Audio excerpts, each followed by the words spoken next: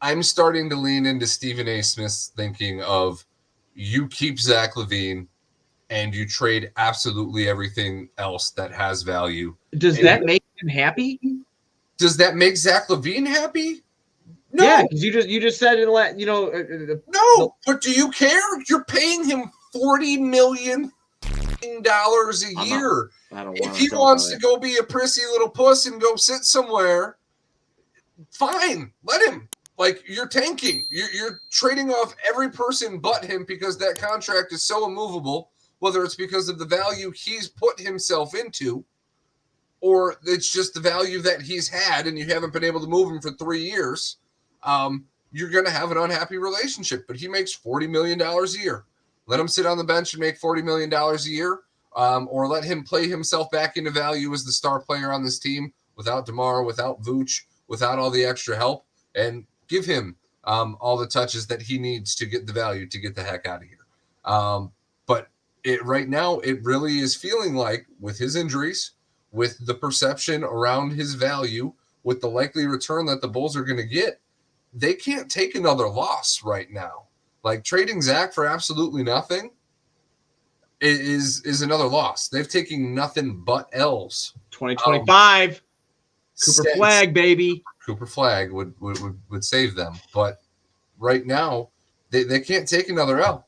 So the Stephen A. Smith route almost sounds more likely. Because if I'm the Lakers, I'd want DeMar and Caruso more than I'd want Zach LaVine. I might actually give you some first-round picks in that scenario.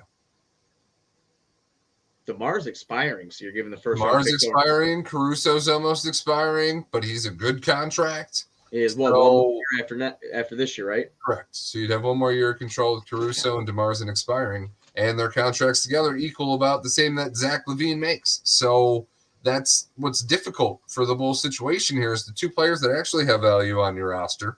The guy who's proven to be more consistent and probably the better player right now, DeMar DeRozan, is on an expiring, has value to a contender, and so does Caruso, and they can be had for the same exact cap hit that Zach LaVine brings to a team. I like that. I like that. Reeves has to come over. Don't care. He won't, but I'm just saying. And I don't care if that is for Caruso and DeRozan. I still want Reeves over here. Anyway, Kuminga. I know we talked about that a little bit last episode. Where have you changed your stance on that at all? Do you think that that's something that could happen? They did come out today and say, not only is Chris Paul going to miss time with that fractured left hand, right? But the GM of the Warriors said that the plan is to keep Steph, Clay, and Dre together. They're going to keep the dynasty trio together, but everybody else is going to. I mean, if that fracture is what it is, I mean, obviously this isn't 2K. When a player is injured, as long as the team is fully aware of the situation and they're willing to take it on, you can make that trade happen. So if you're taking on an injured Chris Paul to get rid of Zach LaVine, cool.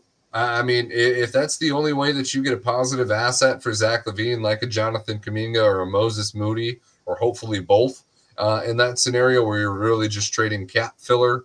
It's not often you see two young players, pop up in the rumor mill like that about being very unhappy with their playing time. I don't know if that's so heightened because it is Golden State and them being one of the most popular franchises in the NBA. But been consistent. I mean, and obviously Wiseman hasn't had success elsewhere, so they're somewhat absolved in that sense that, hey, we just missed that bad on a number 2 overall pick, and we let him go for extremely cheap because the cap hit to us wasn't worth it. But these two guys wanting out of there, I mean, that's crazy because their whole thing and their whole dynasty was built on team basketball and inclusiveness and playing the right way and moving the ball. So to see young guys be like, hey, we'd rather not win and go play somewhere like Detroit where we actually get an opportunity to show who we are. That's kind of concerning. But if you're the Bulls, I think you should take full advantage of that situation, especially with the perception around LaVine right now. I mean, they were rumored to be, interested in Caruso, and I mean, that is I would dangle that too. I mean, dude, there's some young talent in Golden State that I think can come out and do pretty well. I know that there's shaky shooting with Moody and Kuminga from deep, but they're still young guys. They can figure it out. If they're young guys, and it's not like the Bulls have good shooters anyway. They'll fit. Yeah, right 9 in. for 23 tonight, or 9 for 26 in an overtime game. 26 3-pointers in an overtime game. 42 They'll fit for right Charlotte. in. How many went in? 9. No. I said they'll fit right in. Oh, they'll fit right in. Yeah, I thought you guys said how many went in. 9 out of 26. It was good. 34%. Yeah, I don't know. I saw the rumor too again, and I think this was from our buddy Joe. Sacramento's linked again. I don't want to say Keegan Murray again. Have the Sacramento Kings fan base want to. Yeah, I mean, Out of me. I wouldn't say that one either. I said that when Zach LaVine wasn't like trying to force his way out of Chicago and still looked like an all-star caliber player, and I got a lot of negative feedback. And I'll be honest, I guess I don't watch enough Kings basketball. I know Keegan Murray's good. I know he's a great role player. And I get when it's a young rookie contract, some people tend to overvalue that a little bit.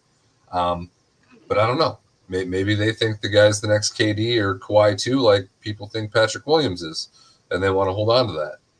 Yeah, But, definitely possible. From a Bulls fan perspective, I need like a lottery caliber pick, and Keegan Murray's really all you have to offer in that realm.